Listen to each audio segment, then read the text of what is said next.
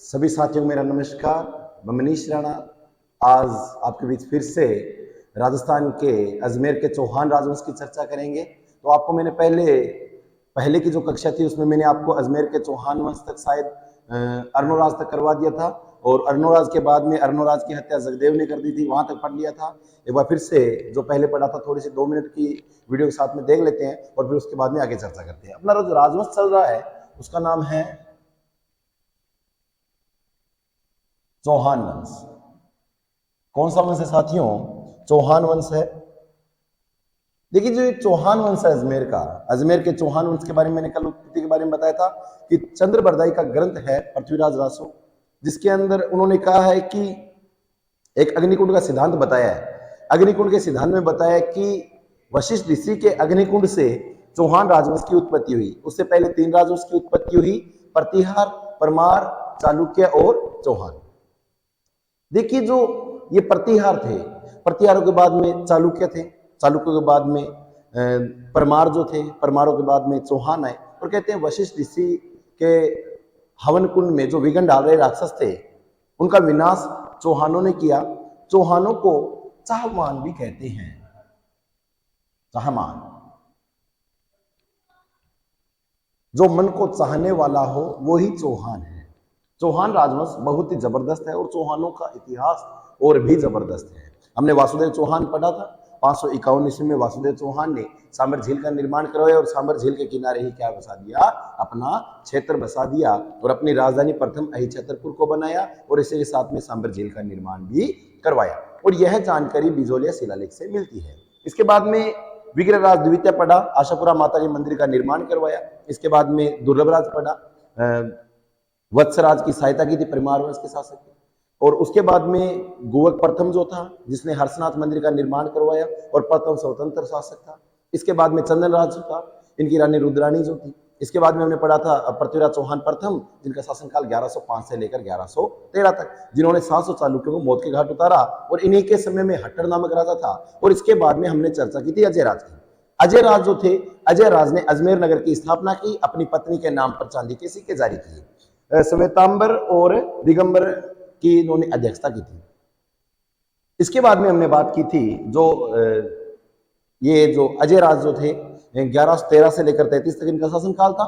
और इनके बाद में इनके ही वंशज अर्नोराज जो थे जिनका शासनकाल 1133 से लेकर 55 तक मिलता है। देखिए, जो अर्नोराज जो थे इन्हें आनाजी भी कहते हैं। आनाजी जो थे इन्होंने आना सागर झील का निर्माण करवाया, बाड़ी नदी के पानी को रोक कर करवाया। इसी के साथ में और इन्होंने क्या करवाया, तो इसी के किनारे एक नाम मिलता है नेहरू उद्यान, जिसे सुभाष उद्यान भी कहते थे। अभी देखिए क्या हुआ, यहां तक बात समझ में आ गई होगी। इसके बाद में अर्नोराज का पुत्र था। देखिए, आपको बता दूं थोड़ा सा मैं कि ये जो अर्नोराज जो था, अर्नोराज अर्नोराज की पत्नी का नाम था पत्नी कांचन देवी या कंचना देवी। इनके 3 पुत्र उत्पन्न हुए। 3 से 2 ही याद रखनी है आपको। एक तो जगदेव और दूसरा विग्रहराज चतुर्थ। जगदेव ने अपने पिताजी की क्या कर दी? हत्या कर दी। किनकी कर दी? आनाजी की कर दी। विग्रहराज चतुर्थ आगे शासक बनेगा। इससे पहले जगदेव का शासनकाल बता दूं आपको फिर से मैं, 1155 से लेकर 58 तक। और आगे अपन पढ़ेंगे विग्रहराज चतुर्थ जिनका 1158 से लेकर 1162 या 64 तक इनका शासनकाल रहता है। यहां तक बात समझ में आ गई क्या? पक्का इसका स्क्रीनशॉट ले लो आप, आगे चर्चा करते हैं। विग्रहराज चतुर्थ पढ़ेंगे आज हम। कौन सा राजा पढ़ेंगे? विग्रहराज चतुर्थ। ले लीजिए, स्क्रीनशॉट लेना है तो आगे चर्चा करें। अगला राजा आता है, उसकी अपन बात करनी है अब। विग्रहराज चतुर्थ। देखिए साथियों, विग्रहराज चतुर्थ जो था इनका शासनकाल लगभग 1158 से 1163 मिलता है।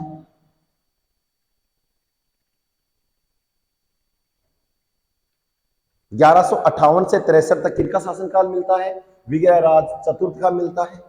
इन्हीं की उपाधि थी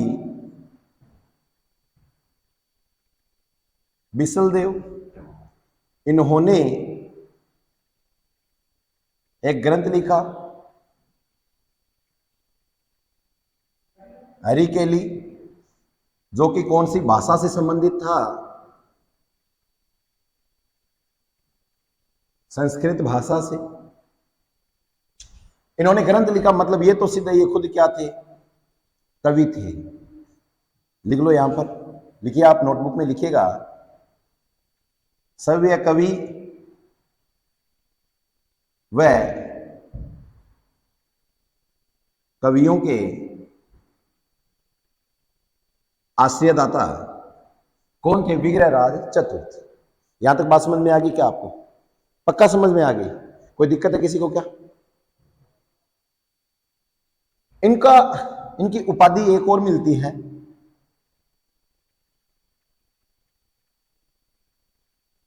कवि बांधव की। कवि बांधव की उपाधि है विग्रह राज चतुर्थ की। देने वाले कौन थे? तो लिखना, जयानक भट्ट। जयानक भट्ट ने इन्हें कवि बांधव की उपाधि दी। इनकी उपाधि बिसलदेव भी मिलती है। बिसलदेव क्यों मिलती है? क्योंकि इन्होंने एक बिसलपुर कस्बा बसाया था, वो आगे अपन पढ़ेंगे। एक आपको इनके दरबारी विद्वान लिखने हैं। दरबारी विद्वान कौन कौन से थे? एक तो सोमदेव, दूसरा नरपति नालय। यहां तक छापिए, फटाफट छापिएगा, जल्दी छापो।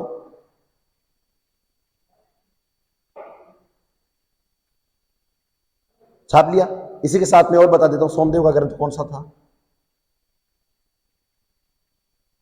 ललित विग्रह राज।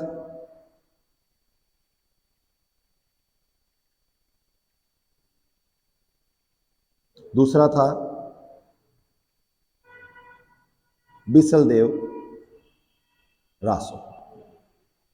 यहां तक छापो आप फटाफट, उसके बाद में आगे पढ़ते हैं। छापिएगा, जल्दी स्क्रीनशॉट ले लो इसका।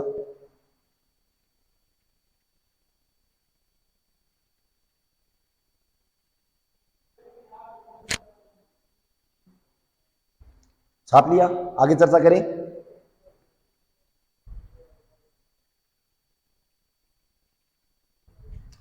शासक अपना चल रहा है विग्रह राज चौहान चतुर्थ। देखिए, इनके बारे में और बातें बताता हूं। टोंक नगर है ना, टोंक जिले में बिसलपुर कस्बा बसाया।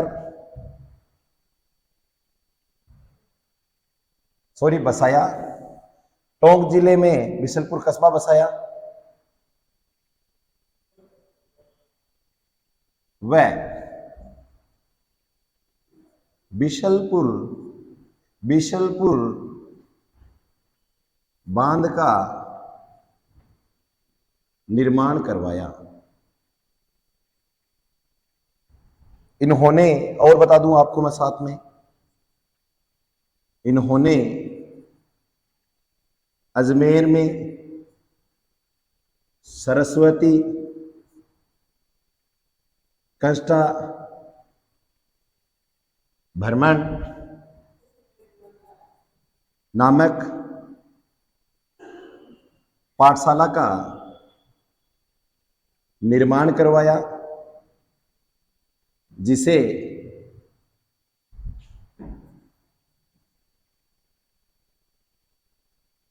कुतुबुद्दीन ऐबक ने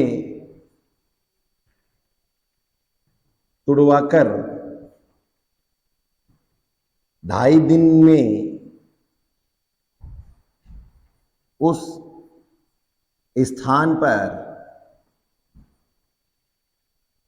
झोपड़ा बनवाया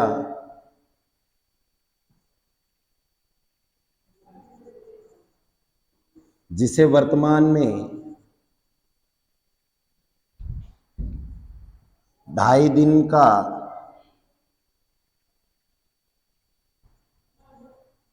झोपड़ा कहा जाता है।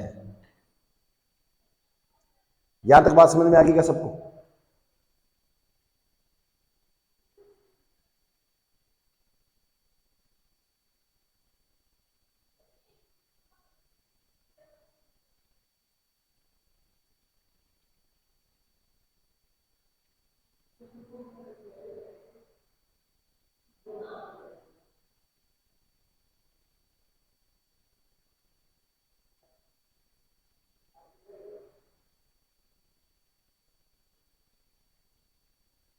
'आगे सुनना साथियों।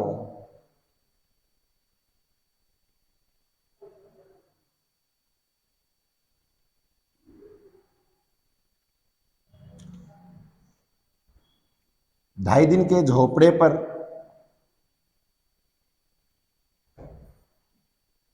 वर्तमान में पंजाब साहे की याद में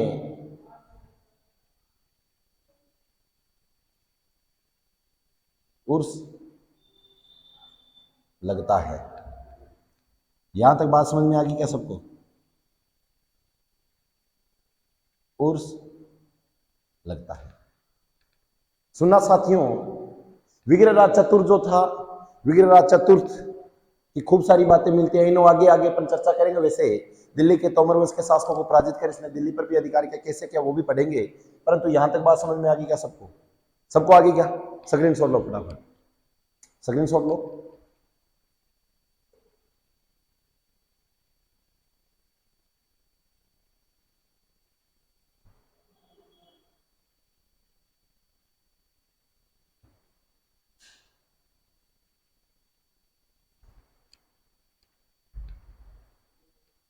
इन्होंने गजनी के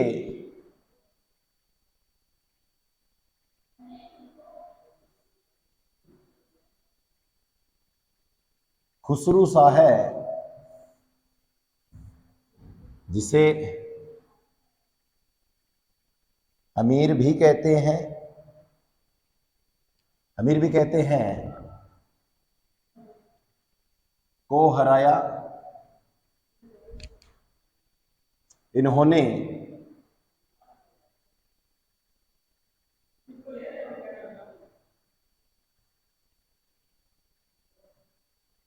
दिल्ली के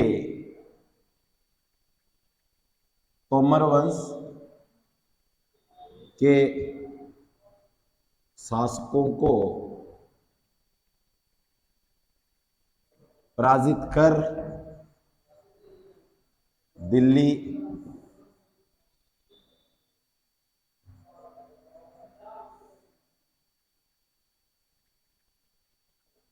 दिल्ली को अजमेर में मिलाया। यहां तक बात समझ में आ गई क्या? अब यहां तक बात समझ में आ गई पक्का? किसी कोई दिक्कत है क्या? कोई दिक्कत नहीं है, ये भी छापो फटाफट।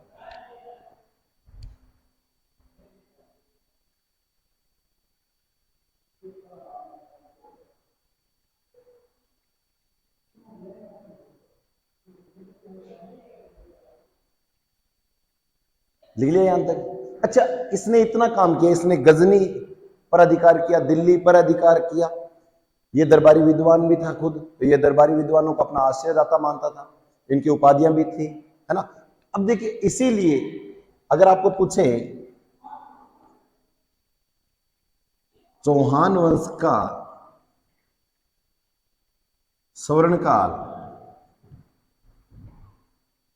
किसके समय माना जाता है, तो चौहान वंश का स्वर्ण काल किसके समय में माना जाता है? विग्रहराज चतुर्थ के समय में माना जाता है। तो अगर यहां तक छाप लिया तो आगे बात करें, आगे बात करें क्या? इसका स्क्रीन लो फटाफट फिर।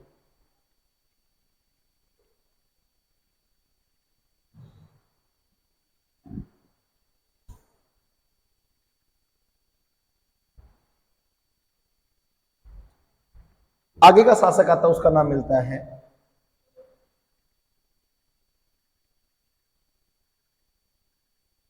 पृथ्वीराज चौहान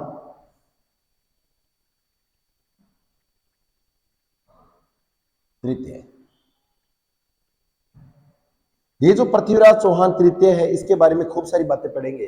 पहले इनका शासनकाल लिखते हैं 1177 से 1192 ईस्वी, 1177 से 1192 ईस्वी। इनके जो, अब आप कहोगे सर जी इनके बीच वाला शासनकाल कहां गया, 63 के बाद में आपने बात ही नहीं की, वो महत्वपूर्ण नहीं है। अपंग देव, इसके बाद में पृथ्वीराज सेकंड भी आते हैं, इसके बाद में सोमेश्वर भी आते हैं, इसके बाद में पृथ्वीराज चौहान तृतीय आते हैं। इसमें देखिए चौहान राजवंश जो अजमेर का है या सांबर का है, इसमें ज्यादा बड़ा इतिहास नहीं मिलता, कुछ महत्वपूर्ण शासक मिलते हैं, समझ गए। अभी देखिए क्या हुआ, इनके जो पिताश्री थे वो महत्वपूर्ण है। इनका पहले जन्म लिख लेते हैं, 19 मई 1166 को इनका क्या हुआ था, जन्म हुआ। क्या हुआ था साथियों, जन्म हुआ, पहली बात। दूसरी बात, इनके पिता सोमेश्वर चौहान, माता कर्पूरी देवी। इनके पिता का देहांत हो गया, इसके बाद में यह 11 वर्ष की अल्प आयु में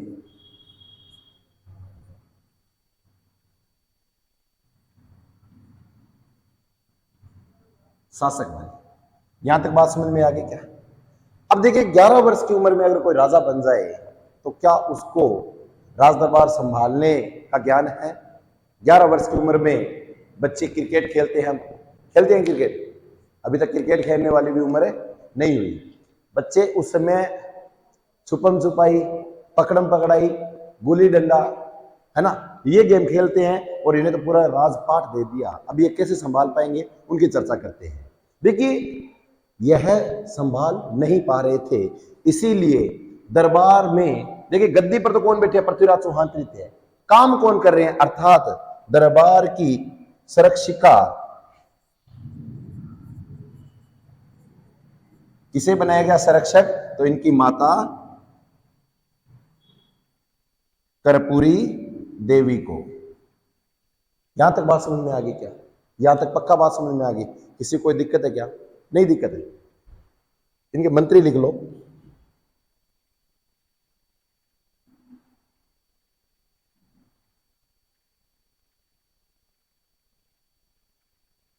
भुवनमल, दरबारी विद्वान,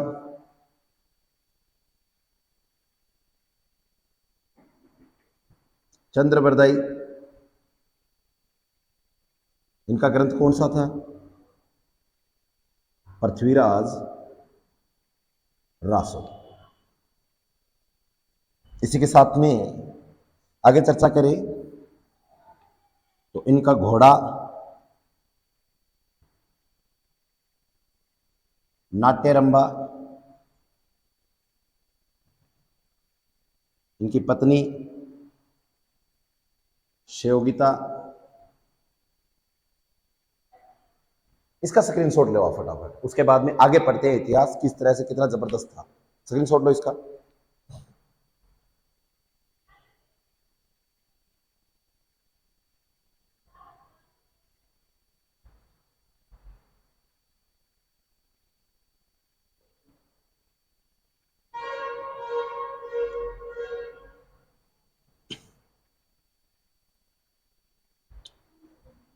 आगे सुनना साथियों, जो पृथ्वीराज चौहान तृतीय था, मैं इसको सीधा लिखूंगा Prithviraj Chauhan third, PC third, क्योंकि बार बार अपन इसका नाम लिखेंगे काफी टाइम लगेगा। तो यहां तक बात समझ में आ गई हो तो थंबनेल कीजिए।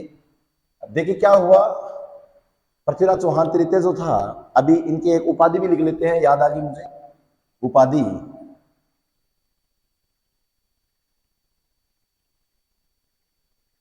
दल पुगल, और दूसरी लिख लो राय पिथोरा इसके बाद में आगे लिखो आप।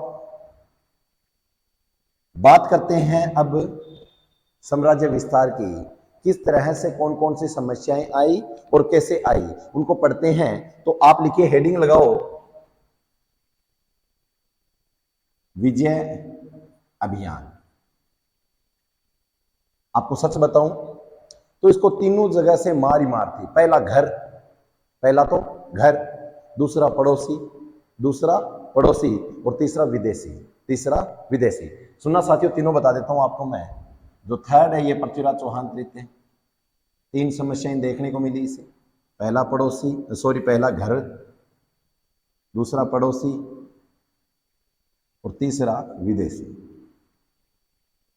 देखिए, घर जो था, घर का था इनका चचेरा भाई,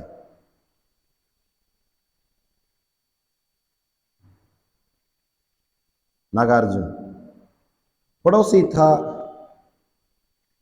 जयचंद गैडवाल, योग्यता का लफड़ा करेंगे। विदेशी जो था गोरी, मतलब इसका सहयोगी कोई नहीं था। 11 वर्ष की उम्र में शासक बना हुआ है, पूरे हिंदुस्तान का बादशाह बना हुआ है। चौहान राजवंश का क्षेत्र बहुत बड़ा हो चुका है। 11 वर्ष के शासक को कितना काम दिया जाए, कितना किया जाए, वो अब हम पढ़ेंगे। तो यहां तक बात समझ में आ गई क्या आपको? पक्की ये बात समझ में आ गई। तो अपन पहले घर वालों की बात करते हैं। तो नंबर 1 लिखिएगा आप, नंबर 1 लिखिएगा, लिखो, हेडिंग लगाओ। नंबर 1, गुड़गांव पर अधिकार, गुड़गांव पर अधिकार। देखिए, जो गुड़गांव पर अधिकार हुआ है वो किस तरह, किसने किया? तो नाम मिलता है बेटा नागा अर्जुन।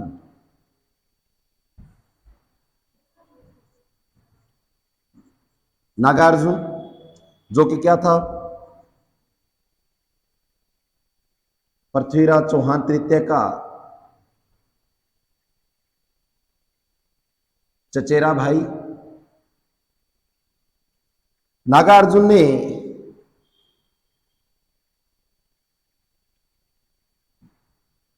गुड़गांव पर अधिकार किया,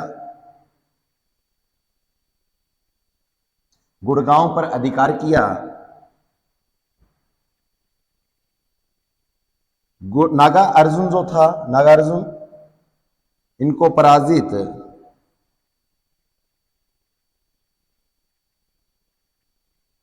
पृथ्वीराज चौहान तृतीय ने किया। किसके सहयोग से?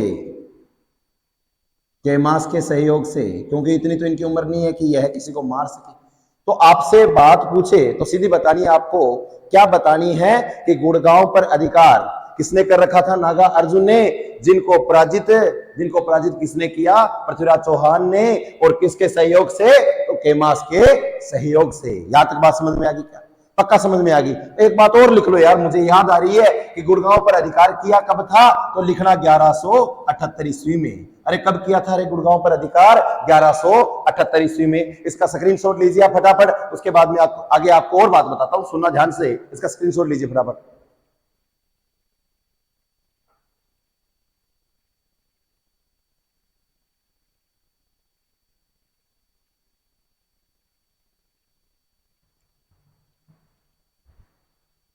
इसके बाद में आगे देखिए आप, इन्होंने एक जाति मिलती है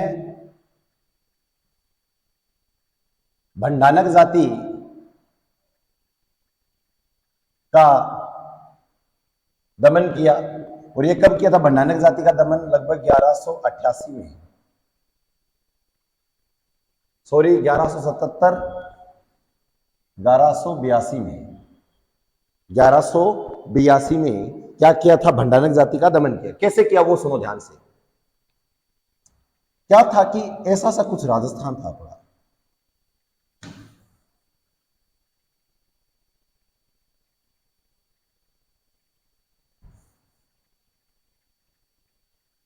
यहां पर आपका अजमेर का चौहान राजवंश था। क्या था कि यह सतलज नदी के किनारे आकर बस गए। रहती ये सतलज नदी किनारे थे, वहां आकर बस गई।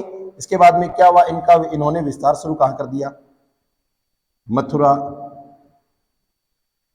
आगरा में, जो कि कहां पर है, उत्तर प्रदेश में। अब यहां आकर बैठ गए। इसके बाद में क्या हुआ, इन्होंने विस्तार शुरू कर दिया इधर। इधर किधर मतलब अलवर भरतपुर की ओर। और अलवर भरतपुर की ओर जैसे ही इन्होंने रहना शुरू किया, यह खुशबू किसको आ गई, पृथ्वीराज चौहान तृतीय को आ गई। और इन्होंने क्या कर दिया, फिर भंडानक जाति का गमन कर दिया, अर्थात यहां से वापस भंडानक जाति को क्या कर दिया, भगा दिया, भगा दिया, भगा दिया। तो आप लिखना साथियों, लिखो साथियों, यह जाति अलवर भरतपुर में आकर बस गई। यह जाति अलवर भरतपुर में आकर बस गई और यहां से पृथ्वीराज चौहान तृतीय ने, और यहां से पृथ्वीराज चौहान तृतीय ने भंडानक जाति को भगा दिया, भंडानक जाति को भगा दिया। इसका स्क्रीनशॉट ले लीजिए आप।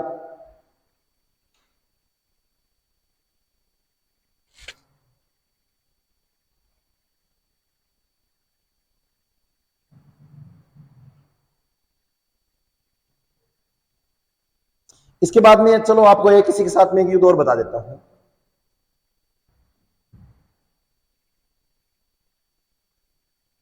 एक युद्ध और मिलता है,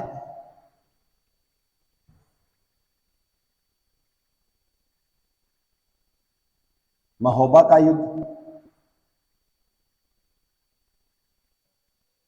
महोबा का युद्ध हुआ था। महोबा का राजा था परम मर्दी देव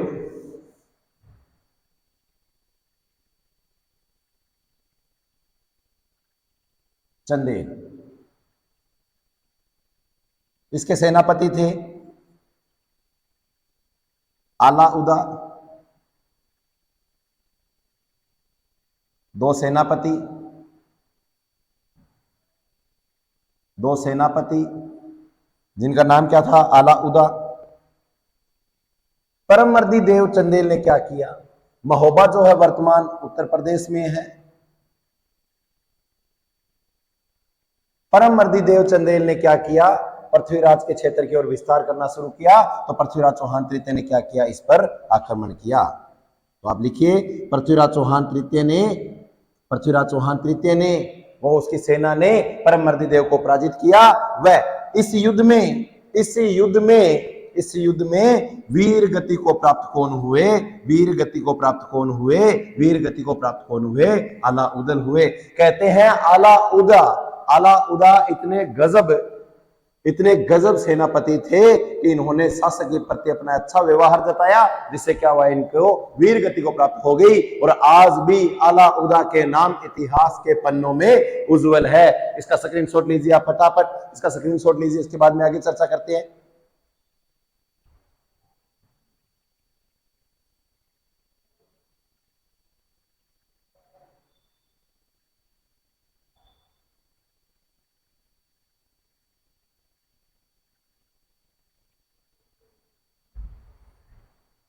इसके बाद में एक बात और मिलती है कि जो गुजरात का शासक था, गुजरात शासक, ये लगभग मैं 1184 की बात कर रहा हूं। गुजरात शासक भीमदेव सेकिन का पृथ्वीराज चौहान तृतीय ने दमन किया। आपको एक अच्छी बात बताऊंगा, सुनो फिर ध्यान से। सच्ची बात यह है कि विग्रहराज चतुर्थ का भाई ही सोमेश्वर था और इसका पुत्र कौन है, पृथ्वीराज चौहान तृतीय। अर्थात ताऊ पर गुण गए बेटो गए हो, सच्चा बेटा कौन है, पृथ्वीराज चौहान तृतीय है। वास्तव में यही गया ताऊ पर। विग्रहराज चतुर्थ का काल स्वर्ण काल था, परंतु इतिहास के चौहान वंश में सबसे युद्धशाली अगर राजा माना जाता तो वो कौन है, पृथ्वीराज चौहान तृतीय है। यहां तक बात समझ में आ गई क्या? आगे सुनो फिर।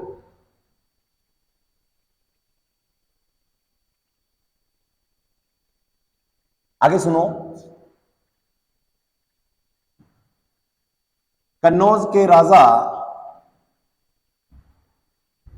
जयचंद गैडवाल की पुत्री का अपहरण किया, अपहरण कर विवाह किया। कैसे किया वो सुनो ध्यान से। कहते हैं ये जो जयचंद गहडवाल है, इसकी पुत्री थी श्योगिता। पुत्री कौन थी? श्योगिता। श्योगिता और पृथ्वीराज चौहान तृतीय दोनों व्हाट्सएप पर बात करते थे। धीरे धीरे इनकी बातें इतनी बढ़ गई कि इनके इमोजी जो है वो कौन से आने लगे? प्यार वाले आने लगे। इतना गजब इन दोनों का प्रेम प्रसंग हुआ कि यह दोनों इतने विवाह के लिए उत्तेजित थे कि इन्हें विवाह करना था। यह बात पता चली जयचंद गहडवाल को, और जयचंद गहडवाल को ये उचित लगेगा क्या कि मेरी पुत्री किसके साथ विवाह करे? पृथ्वीराज चौहान तृतीय के साथ विवाह करे।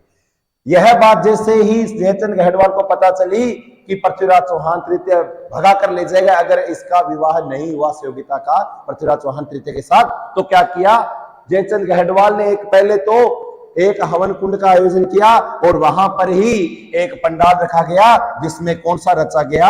सव्यवर रचा गया। और वो किसके लिए रचा गया? श्योगिता के लिए रचा गया।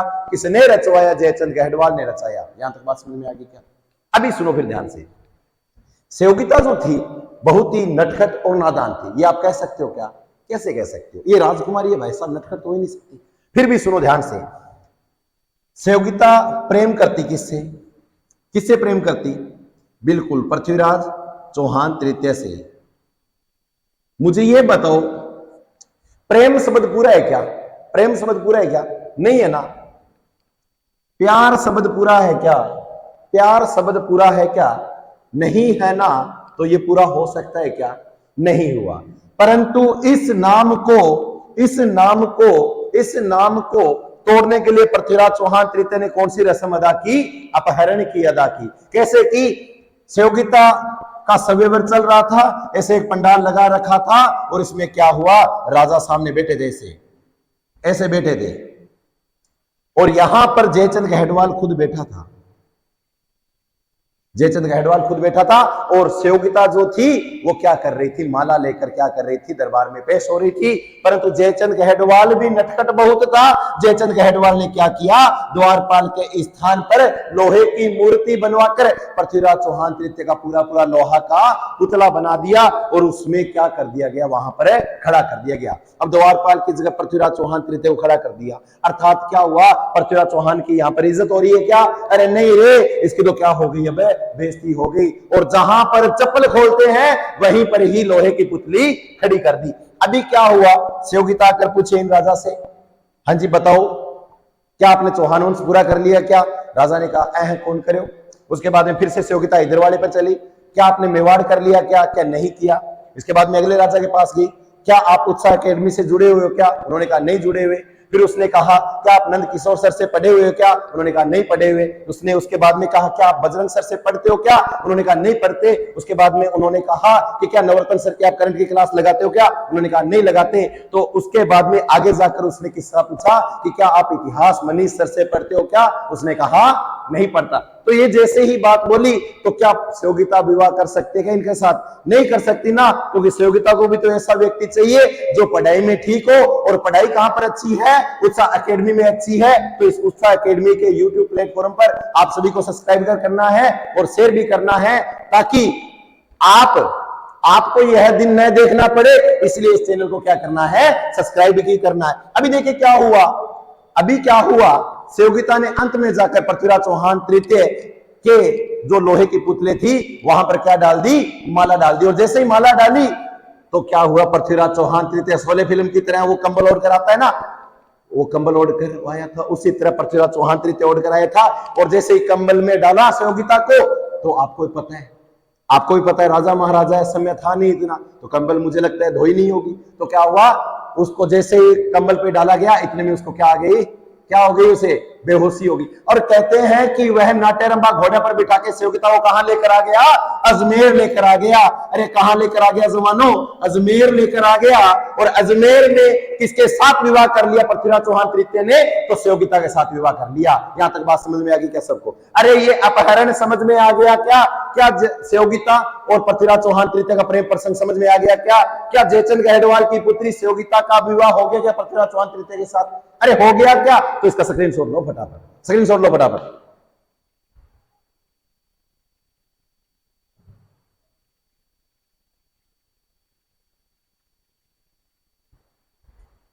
बात समझ में आ गई यहां तक? अभी देखिए क्या हुआ। पृथ्वीराज जो चौहान तृतीय था वो तो प्रेम प्रसंग में लटके हुए हैं। यह बात चंद्रबरदाई ने खूब बार कही कि राजा आप इधर ध्यान मत दीजिए, आप गोरी की ओर भी ध्यान दीजिए, अफगान से एक राजा आ रहा है उसका ध्यान रखना। तो कहते हैं गोरी जो था गोरी जो था 1186 में पंजाब के बठिंडा पर अधिकार कर लिया, पंजाब पर अधिकार किया और पंजाब पर अधिकार किया। और 1189 में किस पर अधिकार किया? 1189 में किस पर अधिकार किया? 1189 में बठिंडा पर अधिकार किया, बठिंडा पर अधिकार किया। और इसके बाद में अब क्या होगा? अब तो वो ही होगा। अरे कौन सा युद्ध होगा? तराइन का युद्ध होगा, तराइन का युद्ध होगा। अब हम पढ़ेंगे कौन सा युद्ध? तराइन का युद्ध। और वो भी कौन सा युद्ध? पहला युद्ध। अरे तराइन स्थान कहां पर है? हरियाणा के सिरसा नामक स्थान पर है। यहां तक बात समझ में आ गई क्या सबको? सबको समझ में आ गई क्या बात? हमने देखे पृथ्वीराज चौहान तृतीय जो था, पृथ्वीराज चौहान तृतीय का बापू जी हो नाम सोमेश्वर हो, माता को नाम कर्पूरी देवी हो। 11 साल की उम्र का मां ए राजा बन गया। आंगी उपाधि जकी ही राय पितोला दल पिघली। और सारा बढ़िया बात जयचंद गहडवाल जो कन्नौज को राजा हो भी छोरी ने बगागिर कुल लिए हो, पृथ्वीराज चौहान तृतीय लेकर आ गया। अभी यहां तक बात समझ में आ गई? बात समझ में आ गई? अगर बचीड़ और दे देंगे तो सुनो फिर बचीड़ क्या देना है। यहां तक बात समझ में आ गई। तो तराइन का युद्ध पढ़ ले क्या? फटाफट पढ़ लेते हैं गुरुजी, बहुत टाइम हो गया तराइन के युद्ध का वर्णन नहीं किया। आज फिर से तराइन के युद्ध का क्या कर लिया जाए? वर्णन कर लिया जाए। अभी क्या होगा? अभी क्या होगा? दिल्ली का गवर्नर, अरे कहां का गवर्नर? दिल्ली का गवर्नर गोविंद राज भी किसके साथ है? गोविंद राज भी किसके साथ है? पृथ्वीराज चौहान तृतीय के साथ में है। और यह युद्ध किस किसके मध्य होगा? गोरी और, अरे गोरी कौन सा? लिख लो पूरा नाम, मोहम्मद गोरी, मोहम्मद गोरी, मोहम्मद गोरी। अरे कौन सा गोरी? मोहम्मद गोरी। और इसके साथ में पृथ्वीराज चौहान तृतीय होगा। अरे कौन सा तृतीय होगा? पृथ्वीराज चौहान तृतीय होगा। अरे किसका पुत्र होगा? तो सोमेश्वर का पुत्र होगा। अरे किसका पुत्र होगा? तो कर्पूरी देवी का पुत्र होगा। अरे किसका भाई होगा? तो किसका भाई होगा? किसका भाई होगा? चचेरा भाई किसका था? ये नागार्जुन का भाई था। यहां तक बात समझ में आ गई क्या सबको? सबको समझ में आ गई? अभी सुनना ध्यान से। मोहम्मद गोरी जो था, मोहम्मद गोरी ने 2 दांत तोड़ दिए भाले से। किसके? कितने दांत तोड़ दिए? 2 दांत तोड़ दिए भाई। कितने दांत तोड़े? 2 दांत तोड़े। अब आप सोच कर देखो, अगर आपके कोई 2 दांत तोड़ दे तो क्या उसके आप क्या करोगे? तो उसने क्या क्या? गोविंदराज ने फिर से जोर से भाला मारा। अरे क्या मारा रे? भाला मारा। अरे जिससे गोरी क्या हो गया? घायल हो गया। गोरी क्या हो गया? घायल हो गया। यहां तक अगर बात समझ में आ गई हो तो ये तराइन का युद्ध पहला कंप्लीट हुआ। हाँ समय लिख लो इसका। अरे इसका समय भी लिख लो। तराइन का युद्ध हुआ कब था? 1191 में हुआ था। और तराइन कहां पर है? हरियाणा में है। अगर ये बात समझ में आ गई तो ठोक दो लाइक शेयर और सब्सक्राइबर और आगे अपन चक देते हैं। फटे फटे चक दे क्या? अरे बचीर पार देंगे। सुनो फिर देखिए, गोरी जो था, गोरी और पृथ्वीराज की बनती नहीं थी। रीजन क्या था? गोरी पंजाब पर अधिकार कर रहा है, बठिंडा पर अधिकार कर रहा है। यह जो काम कर रहा है इससे खुश हो गया क्या? पृथ्वीराज खुश हो गया? नहीं होगा। अभी क्या हुआ? गोरी जो था, पृथ्वीराज जो था, इनका युद्ध हुआ। इसमें जीता कौन है? फिर जीता कौन है? फटाफट बता दो। अरे जीता कौन है? फटाफट बता दो। पृथ्वीराज जीत गया क्या? अरे जीत गया क्या पृथ्वीराज? अगर जीत गया हो तो दूसरा युद्ध भी कर दे क्या? तो सुनो फिर दूसरा युद्ध कौन सा करेंगे। यहां तक स्क्रीनशॉट दे लो, फिर फटाफट स्क्रीनशॉट ले लो।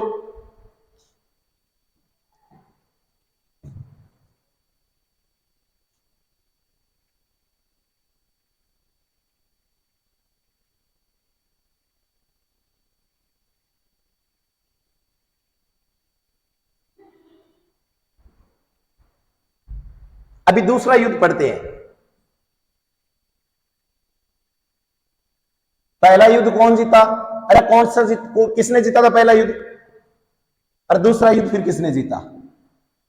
गौरी को जिता दे क्या? काम का तो नहीं आदमी है, पर फिर भी जिता देते हैं। क्या करें? हिंदुस्तान का इतिहास बोल रहा है, कुछ शिलालेख बोल रहे हैं, बिजोलिया अभिलेख बोल रहा है, वरना मैं तो किसको हरा देता, फिर से गौरी को हरा देता। और पहली बार तो घायल किया, अब की बार तो मौत के घाट ही उतार देता, क्योंकि जिसने इतिहास को छूने की कोशिश की राजस्थान के, उसके तो क्या कर दो, पेज ही खिला दो। अरे खिला दे क्या? बिल्कुल। अभी देखिए क्या हुआ, फिर से युद्ध हुआ। इसमें हारा कौन, इसमें जीता कौन? कहते हैं कि पृथ्वीराज चौहान तृतीय को यह सिरसा नामक स्थान पर युद्ध हो रहा है। कहां पर हो रहा है? सिरसा में युद्ध हो रहा है। सिरसा नामक स्थान से क्या बना लिया गया? बंदी बना लिया गया। अरे अकेले को नहीं बनाया, इनका मित्र भी था क्या एक साथ? बिल्कुल था। क्या नाम था? चंद बरदाई। अरे चंद बरदाई ने ही अजमेर के चौहान वंश का आंखों देखा वर्णन किया है। तो चंद्र बरदाई को क्या कर लिया था? साथ में बंदी बना लिया था। और क्या किया गया? पृथ्वीराज चौहान तृतीय को आगे जाकर देखते हैं, तो इसको यहां से कहां लेकर चले गए? गजनी चले गए। कहां लेकर चले गए? गजनी लेकर चले गए। और वहां जाकर पृथ्वीराज चौहान तृतीय को क्या कर दिया गया? अंधा कर दिया। क्या कर दिया? अंधा कर दिया। अभी उसी समय चंद्र बरदाई जो था, चंद्र बरदाई ने पृथ्वीराज चौहान तृतीय के लिए शब्द वेदी बाण बोला। क्या बोला? शब्द वेदी बाण के लिए एक वाक्य बोला। और क्या बोला वो सुनो। उससे पहले बता दूं कि पृथ्वीराज चौहान तृतीय की सारों मोटी अटकल तो आई कि वो कहकर तो आंख बंद करके तीर चला दे उनको, और इतो तगड़ो निशानो थे करके जो नहीं थारी आंखा में मारनो है तो थारी आंखा में मार दो, तो इतो तगड़ो निशानो ही वो। और पृथ्वीराज चौहान तृतीय कह करियो बे, पृथ्वीराज चौहान तृतीय कह करियो शब्द वेदी बाण चलानो। ई बात को ध्यान की नो गोरी को मतवाब देख कि तू तीर किया चलावे। ई वास्ते क्यों जावे कि शब्द वेदी बाण चलायोगे किंग द्वारा, पृथ्वीराज चौहान तृतीय के द्वारा। अरे कण बोलियो शब्द वेदी वाक्य, तो चंद्र बरदाई बोलियो और किन मार दियो शब्द वेदी बाण में, गोरी मार दियो। तो क्यों जावे? दरबार लगे दो मोटो सारो, मैदान के अंदर बैठा खड़िया दोनों, चंद्र बरदाई और पृथ्वीराज चौहान तृतीय। गोरी बैठे ऊपर कुर्सी के ऊपर, कुर्सी ढालेड़ो बैठो। तो पृथ्वीराज चौहान तृतीय को शब्द वेदी बाण देखने भी गोरी को गजनी ले चलो, आंधो कर देंगे इन, और बटू देखा दिखानो आंख बीच के मारे के दिखा। तो इसने इसका क्या किया? आंखें फोड़ दी। आगे फोड़ने के बाद में कहा अब चाल शब्द वेदी बाण चला। तो कहते हैं जहां पर गौरी बैठा था वहां पर क्या था? घंटा था। क्या था? घंटा था। और जोर से घंटा बजाया, और घंटा बजाते ही चंद्र बरदाई ने कहा कि 4 बांस 24 गज अंगुल अष्ट परमाण तो ऊपर सुल्तान मत चुकी जो चौहान। ये बात जैसे ही सुनता है चंद्र पृथ्वीराज चौहान तृतीय, तो इसने कहां जाकर तीर मार दिया? अरे कहां जाकर तीर मार दिया रे? गोरी के मार दिया। और क्या कर दी? गोरी की भी हत्या कर दी गई। क्या कर दी गई? गोरी की भी हत्या कर दी गई। ये सिर्फ और सिर्फ काल्पनिक घटना है, ये सिर्फ और सिर्फ चंद्र बरदाई द्वारा लिखित गई घटनाएं हैं, जबकि सच्ची बात तो ये नहीं हो सकती।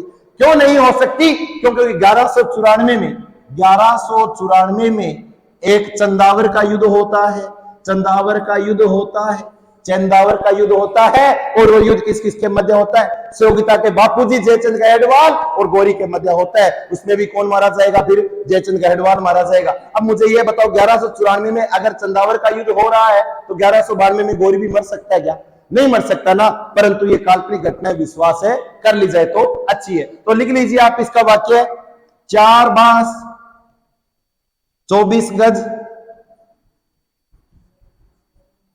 अंगुल अष्ट परमाण ता ऊपर सुल्तान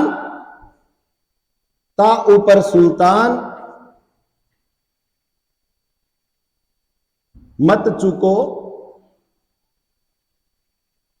चौहान।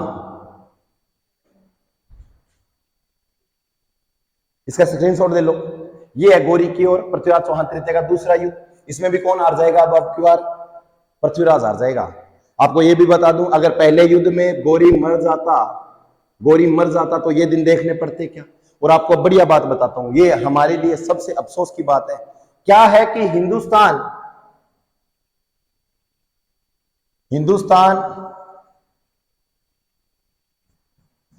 में क्या हुआ है? हिंदुस्तान में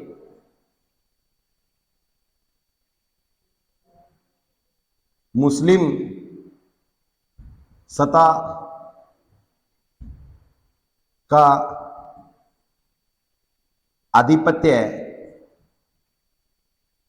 स्थापित हुआ। अब मुझे ये बताओ, ये हमारे लिए खुशी की बात है क्या? अगर ये पृथ्वीराज चौहान तृतीय प्रथम युद्ध में जुगाड़ कर देता, गौरी को मार दो, तो ये दिन नहीं देखने पड़ते। परंतु आपको ये भी बता दूं, राजस्थान की ये सबसे बड़ी विशेषता है, आप अगला चाहे कितना भी गलत हो, आप उस अगर वो एक बार भी बोल दे सॉरी, तो काम चल सकता है, क्योंकि आप क्या हो, दयावान हो। और मुझे पता है जो हमसे जुड़े हुए हैं वो भी क्या है, दयावान है। यहां तक बात समझ में आ गई तो इसका स्क्रीनशॉट लीजिए, फटाफट फटाफट स्क्रीनशॉट लो।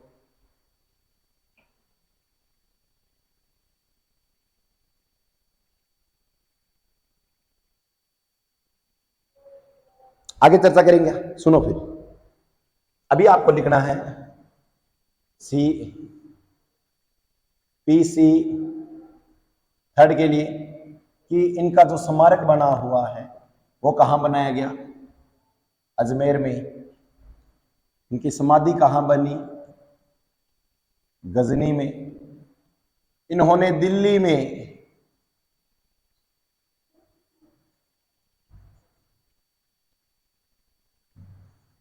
राय पिथौरा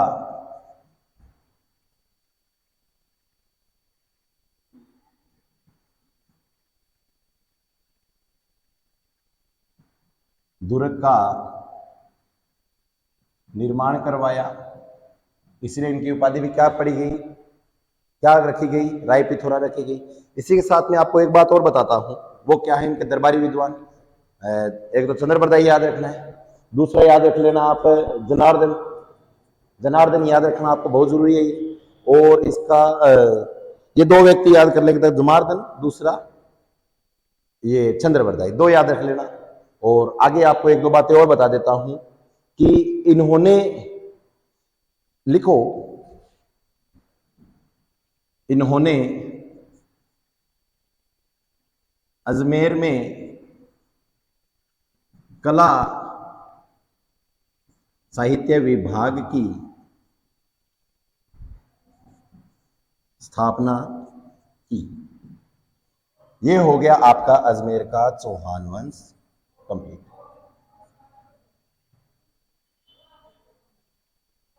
देखिए आगे हम पढ़ेंगे रणथंभौर का चौहान वंश पढ़ेंगे, और इसके बाद में पढ़ेंगे जालोर का चौहान वंश, उसके बाद में सिरोही का, और उसके बाद में अपने महत्वपूर्ण जो चौहानों की कुछ उप शाखाएं भी थी वहां पर भी जाकर हम बात करेंगे।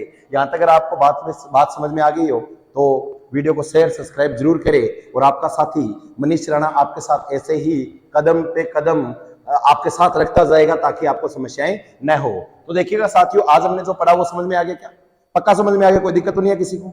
अरे पक्का बता दो मुझे, अगर नहीं समझ में आया हो तो कमेंट कीजिएगा, अपन और भी अच्छे से लेकर आएंगे। आपका साथी Manish Rana, thank you so much. जय हिंद, जय भारत, वंदे मातरम।